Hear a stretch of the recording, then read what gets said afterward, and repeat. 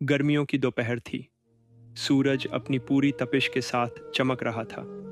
गांव के छोटे से घर में बैठा अमन अपने पसीने को पोंछते हुए किताबों में सिर गड़ाए बैठा था।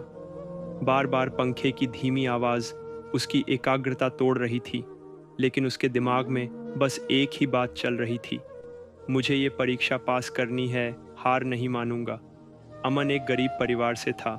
उसके पिता गांव में एक छोटी सी दुकान चलाते थे और माँ दूसरों के घरों में काम करके घर चलाने में मदद करती थी।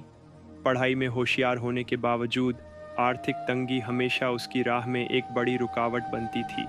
कई बार उसे किताबों के बिना ही पढ़ाई करनी पड़ती थी, लेकिन उसने ठान लिया था कि चाहे जितनी भी मुश्किलें आएं, वह पढ़ेगा और अपने परिवार की तकदीर बदलेगा। इस बार की सिविल सर्विस परीक्षा उसकी ज़िंदगी का सबसे बड़ा लक्ष्य थी। परीक्षा की तैयारी आसान नहीं थी। कभी बिजली चली जाती, कभी पेट में भूख से ऐंठन उठती, लेकिन अमन हार नहीं मानता। रात भर जागकर वह लालटेन की रोशनी में पढ़ता, गांव के एकमात्र सरकारी पुस्तकालय में घंटों बैठकर नोट्स बनाता।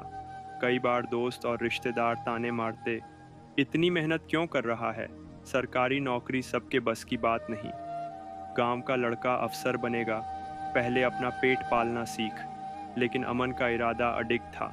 उसने खुद से कहा, हार नहीं मानूंगा। परीक्षा का दिन आया और गया।